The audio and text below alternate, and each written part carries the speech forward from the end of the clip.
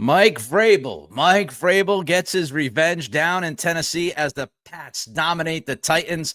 It's a live postgame. This is Locked On Patriots.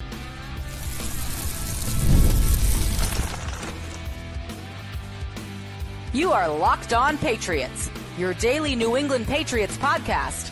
Part of the Locked On Podcast Network, your team every day.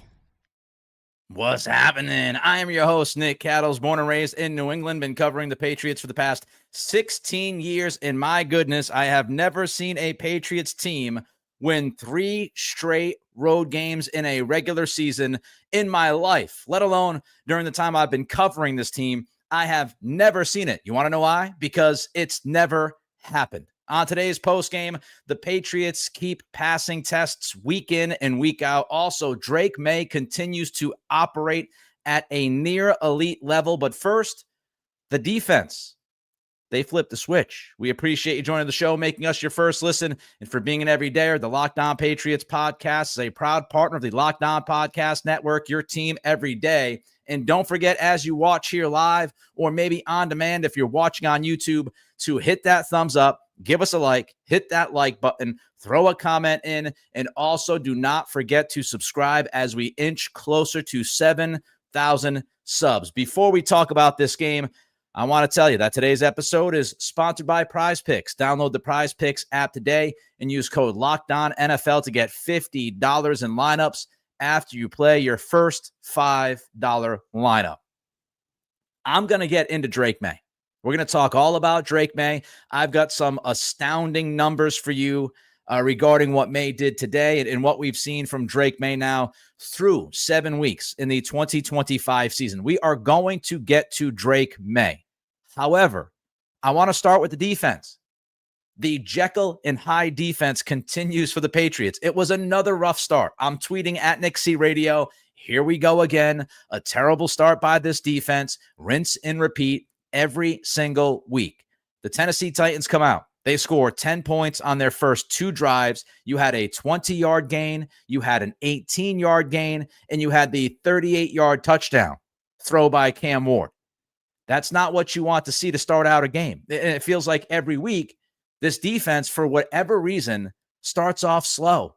They didn't get much pressure in that first half, at least through the first quarter and a half. They didn't get much pressure. Their man coverage was getting beat. Marcus Jones got beat on the touchdown. And, you look at the Christian Gonzalez versus Van Jefferson play on third down, when Van Jefferson beats Christian Gonzalez man coverage for 15 yards on a 3rd and 3. And you're just looking at this game and you're wondering, are we going to have this happen again? Are we going to have another slow start for this defense to flip a switch at halftime and look completely different in the second half? Because you usually don't see defenses that consistently do that. You'll see it every once in a while. You're looking at Marcus Jones, who's been one of the best players on this team this year, getting beat early in this game for that touchdown, with Craig Woodson also spinning around like a top in the secondary on the back end at safety. And you see your best cornerback and Christian Gonzalez get beat by, at best, a 2B receiver in Van Jefferson on a 3rd down. And you're just wondering, is this the game? Is this the game that the defense plays like this, not only in the first half, not only in the first couple of quarters, the first 2.5 quarters, but is this the game where the defense just doesn't step up and we have a close game that shouldn't be close until the end of the 4th quarter because they just can't figure things out? Cam Ward in those first 2 drives, he was 6 for 7, 101 yards, a touchdown. His passer rating was 158.3. It's absurd. Cam Ward was on fire to start this game. But then the Patriots defense and Zach Core and Mike Vrabel, they flipped the switch. Starting on the last drive for the Titans, in that, second quarter, it was domination from that Patriots defense. Absolute domination from the tail end of the second quarter through the end of this football game. Started with a 3-and-out. You had the 3-and-out, and then you had a scoop and score from K'Lavon Chaisson. I don't know what happened to Cam Ward on that play. He just fumbled the football, but it was a great pressure by K'Lavon Chaisson Tennessee, for some reason, they try to block K'Lavon Chaisson with a wide receiver. That didn't work out. Spoiler alert. Chaisson beats him, gets to Cam Ward. Cam Ward's backpedaling, fumbles the football. K'Lavon Chaisson picks up the fumble, scoop and score. And that's when you felt like this game was over. I had questioned whether or not Tennessee, if the Patriots could play some consistent defense. I questioned on Friday during the preview show if the Titans were going to be able to score enough points. That was always my question about this football game. And the answer was no, because after that fast start, after the first couple drives, after scoring 13 points in the first half, they could not do anything against the Patriots defense in the second half. So you had a 3-and-out, you had the scoop and score, you had 4 plays that resulted in a punt, and Tennessee could not score. The Patriots defense shut them down. And I really think it began up front, which is not a surprise. The Patriots defensive line has been the most consistent part of this defense from day one. The Patriots defensive line continues to win. They might not win every week early. They might not win for all 4 quarters, but they're going to win the matchup. And we saw that again against the Titans. The defensive line won the matchup. And what you saw in that second half was pressure. Pressure from the Patriots front. K'Lavon Chaisson was a beast. He had a fantastic game. He was a nightmare up front for the Tennessee offensive line. He had a couple of sacks. He had that scoop and score.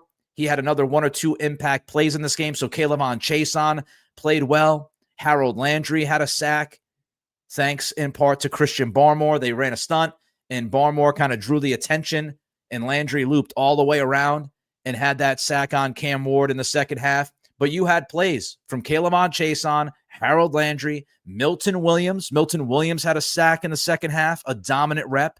And you had Christian Barmore, again, being a headache. That's the heart of this defense. I thought the secondary, especially at cornerback with Carlton Davis and Christian Gonzalez and Marcus Jones, were going to be the heart of this defense, or at least play as well as the front. And it really hasn't been the case. Not to say that the defensive backs have been terrible. They haven't. Christian Gonzalez has been okay, if not good. Carlton Davis has been up and down. I think Marcus Jones, until giving up that touchdown today, has been terrific. But this defensive front, man, it is very tough for any offensive line to get footing against them. They will constantly attack and play violent football. And in the second half, what did you see? In the second half, you saw a Tennessee Titans offense that could not create any explosive plays. In the first half, Tennessee, they had some success with play action. They had success with play action to the middle of the football field in the passing game. And that did not happen in the second half. In the second half, the Patriots shut that down. No explosive plays from Tennessee. Cam Ward was a little bit shaky in the pocket. They got that pressure consistently in the second half, and it was a different football game. And they created turnovers. You had the K'Lavon Chaisson scoop and score. Marcus Jones, late in the fourth quarter, comes up with the interception off the deflection. Cam Ward throws it behind the intended receiver, and it deflects right into the hands. Nice little diving play by Marcus Jones. He comes up with the pick. So creating turnovers. And once again, the one thing about this defense that has been consistent from beginning to end, you can't run against this team. The Patriots' run defense is unreal at this point. And they've played some pretty good run offenses. Don't get it twisted. Carolina can run the football. Rico Dowdle can run the football. Buffalo can run the football. But this Patriots defense, they've been Jekyll and Hyde in the secondary. They've been Jekyll and Hyde at linebacker. But they have been able to dominate no matter who's trying to run the football. And that was, again, the case today against Tennessee. They shut down that run game. Taylor Kyles from CLNS posted, the run defense for the Patriots officially has not allowed a single explosive since week 4. They're not giving up 10-yard runs. They're not giving up any explosive plays in the run game. They are shutting run game down, and they are forcing every team that they play against to be one-dimensional. Now, why is the difference? I don't know. Mike Vrabel in the postgame has said, we've got to start faster. We want to start faster. Why does the defense need 3 or 4 drives to get going? I have no clue. But the most important thing is they get it going. Another team held under 20 points, which has been the calling card for this defense. It might look rocky at the beginning, but they settle down. They make some adjustments. They get out in the second half, and they end up looking like a totally different defense, and they make it hard on offenses. And that was the case again in Tennessee in that second half. So Jekyll and Hyde, but certainly good enough, only giving up 13 points, getting sacks, getting pressure, creating turnovers. So overall, a good day for the defense if you just forget about the first few drives, which I feel like maybe we should just do anyway. Maybe we should just do that every week and expect this Patriots defense to give up some points the first couple of drives, and then we start grading them on what they do about middle of the second quarter. Maybe that's the best way how to do this.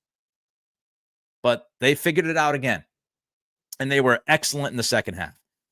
Speaking of doing it again, Drake Maye does it again. We will break down his performance next. We have some unbelievable numbers about the second-year quarterback. This is Locked On Patriots, part of the Locked On Podcast Network, your team every day.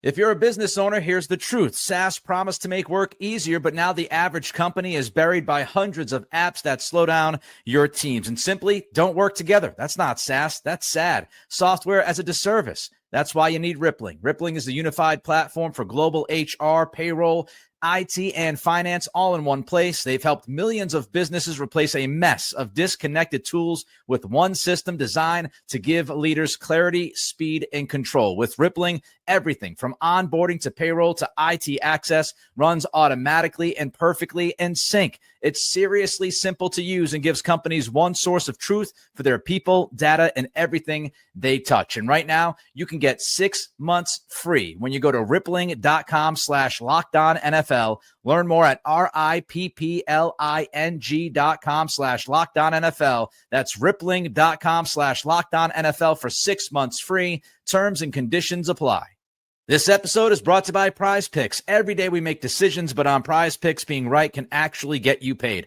Don't miss the excitement of this football season with PrizePicks, where it's good to be right. Playing PrizePicks is such a fun, simple way to add more excitement to football. You just pick more or less on player projections like Drake Maye's passing yards or Kayshon Boutte catching a touchdown, and you're in the game. You'll love how quick it is. You can make your lineup in under a minute. You'll also love stacks. If you want to ride with a player, you can select their passing yards, rush yards, and touchdowns all in one lineup. It's also fun to follow other players in the app and copy their lineups with one click. Oh, and the new injury reboot feature, it's awesome. If your player leaves early and doesn't return, it doesn't count against you. Download the PrizePicks app today and use code LOCKEDONNFL to get $50 in lineups after you play your first $5 lineup. That's code LOCKEDONNFL for $50 in lineups after your first $5 lineup.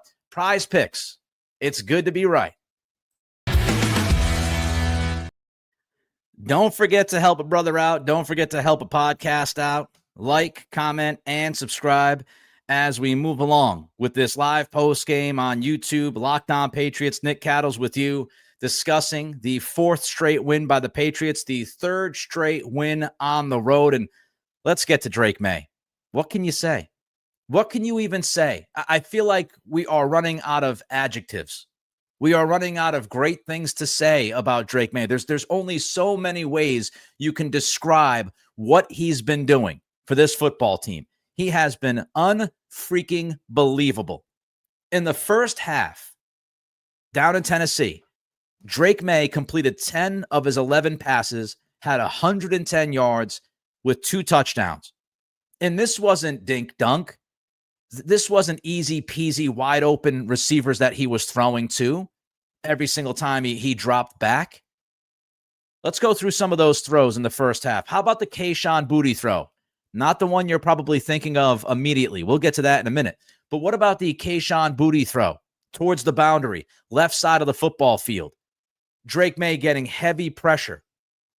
Somehow he gets that football out to Kayshon Boutte, completes the pass. Great play by Drake Maye. How about the Mac Hollins throw? The honey hole again, down the right sideline, down the boundary. Puts it right over the defensive back, right in front of the other defensive back. Fits it right in perfectly to Mac Hollins. Hollins keeps his feet, chunk gain, move it down into the red zone. Get inside the 10-yard line. That was a great throw. And then you had the Kayshon Boutte touchdown, 39-yard touchdown throw from Drake Maye, which I believe it traveled in the air about 56, 57 yards. I saw somebody tweet that. But Drake Maye finding Kayshon Boutte over the top for the touchdown. We discussed this on Friday's preview. It's why you should check out the preview every single week. You should check out the show every day. But of course, I'm biased because I host the show. But we talked about it on the preview show on Friday. And if you caught it over the weekend, Tennessee Titans defense was one of the worst defenses against deep passes, EPA per pass in the NFL.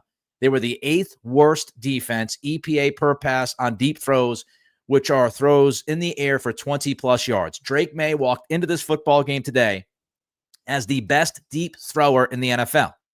And we mentioned it on Friday, and I mentioned Kayshon Boutte could get loose and make a big play or two, and that's precisely what happened. He gets loose towards the end of the first half and comes down with that touchdown catch. And shout out to Josh McDaniels, and shout out to Drake Maye, and shout out to Mike Vrabel, because the Patriots, who had all of their timeouts left, they could have been conservative. They could have been conservative at the end of the first half. But you know what they did? They trusted their quarterback, and they let him air it out. They took a shot downfield, and it paid off. Great throw. Fantastic catch. Kayshon Boutte with the fingertips, the back of the football. Charles Davis and Jason McCourty talked about it in the booth when the TV crew came back at the end of halftime. It was a tremendous catch by Kayshon Boutte, who once again makes a couple of big plays for his quarterback. In this game, Drake Maye had 2 incompletions. That's it. 2 incompletions. He had as many incompletions as he had touchdown throws. That's insane. He was 21 of 23, 222 yards and 2 touchdowns. By the way, one of his 2 incompletions was a blown-up screen, so it wasn't even really on Drake. And Pat's communications, the team's communications department, they posted that Drake Maye set a franchise record for the highest completion percentage in a single game with a minimum of 20 pass attempts with a 91.3 completion percentage.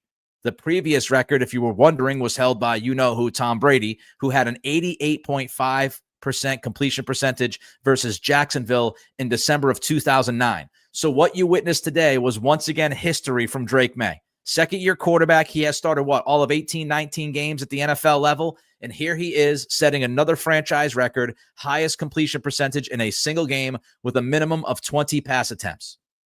And everybody was concerned about his accuracy coming out of UNC. Was he going to be able to be accurate? Would he be able to quickly be accurate? Would it take him a few years? He's just killing defenses. He's killing defenses every week. His decision-making is sharp. Again, did you see a play? Did you see a throw today that was a harmful throw? Did you see a throw from Drake Maye that made you worried? Did you see a throw from the quarterback that you scratched your head and said, oh, that was a dangerous play. That was a dangerous decision? I don't remember one. Maybe there was one, but I don't remember one. So it's not just the production. It's not just the stats that Drake Maye continues to compile on a weekly basis. It's the decision-making. He's not putting the football in harm's way. These are not all easy throws. I mentioned a few of them just a few moments ago. What about the Stephon Diggs throw? That ridiculous, absolutely ridiculous touch throw, left sideline boundary, perfect touch over the top to Stephon Diggs. Stephon Diggs, late hands, suction cup, brings it down. Nice play. That touch throw is absurd. And if you're a defense and you're worried about Drake Maye carving you up with his arm, then he starts to carve you up with his legs. He had a bunch of rushing yards in the first half. As soon as you play man coverage, if nobody gets open, he's going to scramble and pick up 8 to 10 yards. He finished on the day with 62 yards rushing. So he had over 280 total yards to go along with 2 touchdowns. And again, another game with 0 turnovers. I will just say, keep sliding, Drake. Drake Maye needs to keep sliding. He took that hit today, back of the head against the turf, checked again for a concussion. That's the one thing with Drake Maye we've got to keep watching. When he runs, he's got to make sure he gets down consistently. There were a few times today where he took a couple hits. There was that play he had to leave the game. And there were a couple times where he put the ball on the turf but he was able to gobble it right back up. He's got to keep sliding and make sure he continues to take care of the football when he's a runner. And you want to talk about adversity, he continues to get through adversity. He continues to just battle. I did not think Drake Maye was awesome in the first quarter. I didn't think the first couple of drives he looked comfortable. He looked a little shaky. Tennessee was getting pressure. But inevitably, Drake Maye started to look like Drake Maye and what we've seen for the past several weeks now. He settled in. He responded. He showed resiliency. He continues to play like a top 6 quarterback. Jake Andrade from NFL Research posted Drake Maye is the 4th NFL player in the Super Bowl era with 2+ passing touchdowns, 2 or fewer incompletions, and 60+ rushing yards in a single game. The other people who have done that, Lamar Jackson in 2019 at Cincinnati, Robert Griffin III in 2012 against Philly, and Walter Payton, of all people, in 1983 at New Orleans. Drake Maye is doing things that we haven't seen quarterbacks and that we haven't seen players do an awful lot of in the NFL. If you wanted a leap in the second year, if you wanted him to continue to get better, if you wanted him to show you that he's a franchise quarterback, I don't know what you need anymore because this guy has been absolutely balling for weeks. Another note from the Pats communications team, by the way, Drake Maye has tied Tom Brady from 2007 for the most games in team history of at least 200 passing yards, a 135 passer rating, and 2 passing touchdowns in a season with 4. And guess what? It's week 7. He just finished week 7. And he's already done that 4 times. Man, oh man, I don't know how you can't be absolutely ecstatic about Drake Maye and what he's doing, the way he's playing football. He is on a heater. And the level of difficulty of some of these throws, the level of difficulty of some of these plays, through the roof. It's been unreal. All right, the Pats' character continues to win and show something. What is that something? Find out next as we continue with today's episode of Locked On Patriots, part of the Locked On Podcast Network, your team every day. Let's talk about Mazda. Mazda crafts cars for those who do more than simply move. Mazda delivers confidence with every ride with more IIHS Top Safety Pick Plus awards than anyone else. From footwork to breathwork, athletes sweat all the details. Mazda brings this same intention to how they craft every single model. Stunning detail that brings you back to the winning days. We're getting closer. The good times. You can feel Japanese craftsmanship in every detail, from the metallic accents to available Napa leather upholstery. You can make everyday drives feel like anything but, from smooth handling to intuitive controls. And here's something that's really cool. All-wheel drive, standard in every crossover SUV, so you can drive with confidence through almost any season. And of course, we know how important that is up in the Northeast. Like our players, Mazda sweats every detail, because when you make every move count, impossible becomes irrelevant. Mazda, move and be moved. The NFL season is here, and FanDuel has an offer that you don't want to miss. Right now, new customers can bet just $5 and get $300 in bonus bets if you win. Pick a bet, put down the $5, and if it hits, you'll unlock $300 in bonus bets to use across the app. I love how FanDuel gives me so many ways to play. I've built parlays, I've tried player props, and even followed the live lines during games, which is a lot of fun. It makes watching football even more exciting when you've got a little something riding on the action. Whether you're a casual fan or love diving into the stats like I do, FanDuel makes the game day experience so much better. So again, right now, new customers can bet just $5 and get $300 in bonus bets if you win. You pick the bet, you put down $5, and if that bet hits, you'll unlock $300 in bonus bets to use across the app. So what are you waiting for? Visit FanDuel.com to download the FanDuel app today and get started. There might be, and I'm not sure, but there might be some people in the Boston media who are going to tell you that the Patriots, oh yeah, they've won 4 in a row, but who have they beaten? And oh yeah, look at, the last couple of weeks at New Orleans, not a good team. At Tennessee, not a good team. Tennessee just fired the coach. I don't care. As my guy, The Rock, used to say back in the day, it doesn't matter. It doesn't matter who you play when you win 3 straight road games in the NFL.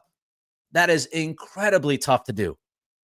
And that's the reason why this is the first time the Patriots franchise has ever done that. It's the first time that they've ever won 3 straight games on the road. They had 10 opportunities prior to this one, going back to, I believe it was 1975, the stat we had on Friday's preview show. This is the first time that this organization has ever had a team that won 3 straight road games in the regular season. 3 straight road games. It's the first time that this franchise has done that. 3 straight regular season road games. That's a tremendous feat. Couldn't care less who you played. If you want to sit there and tell me, oh, it doesn't matter, just get off my lawn.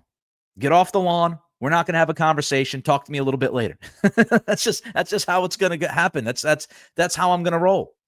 And now you start to look at this team, okay? This team is resilient. This team is tough. This team is mentally tough because you had the Bills challenge, Sunday Night Football, on the road after you blew out Carolina at home. Bills challenge, check. You had the Saints challenge.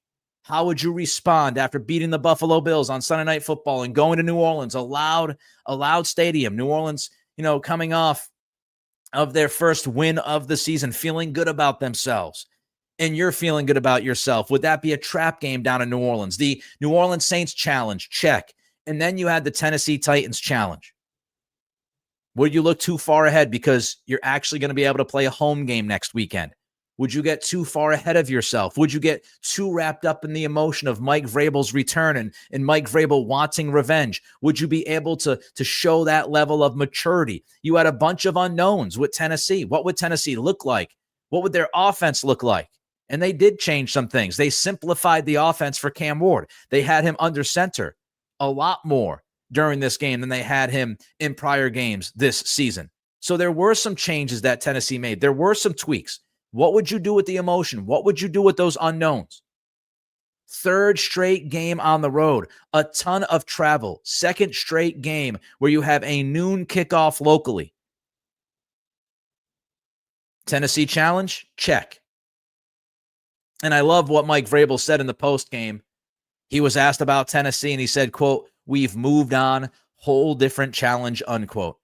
Tennessee is in the past. Revenge was served today by Mike Vrabel, his coaching staff, and his players. It's time to move on. He is the head coach of the New England Patriots. And the New England Patriots are now 5-2, sitting in first place of the AFC East after 7 weeks of the season. Moving on. I thought the Patriots were better disciplined today. They only had 5 penalties for 36 yards.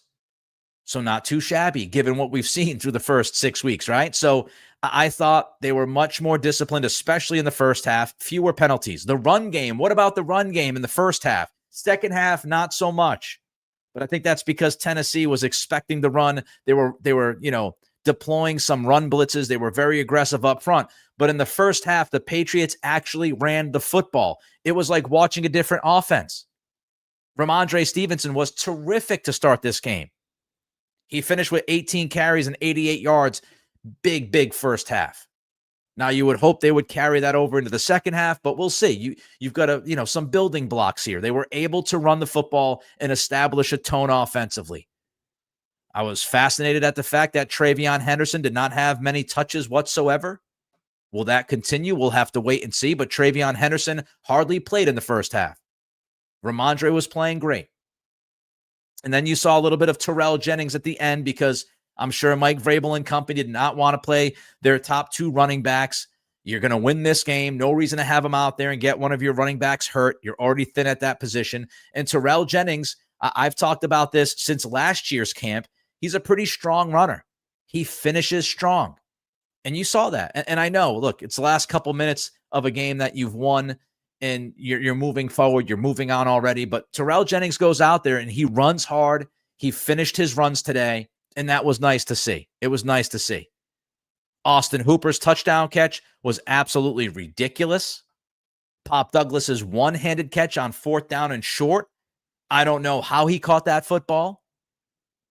So Drake Maye got some help. He got some help from his receivers today. The Mac Hollins catch was a nice catch. The Stephon Diggs catch we mentioned earlier on the sidelines, that was a nice catch. And I'll say this too. The fourth down with Pop Douglas. I thought Mike Vrabel should have kicked the field goal. I thought he should have kicked the field goal and went up by 2 possessions. He didn't. He went for it. And Pop Douglas makes the spectacular catch going across the middle.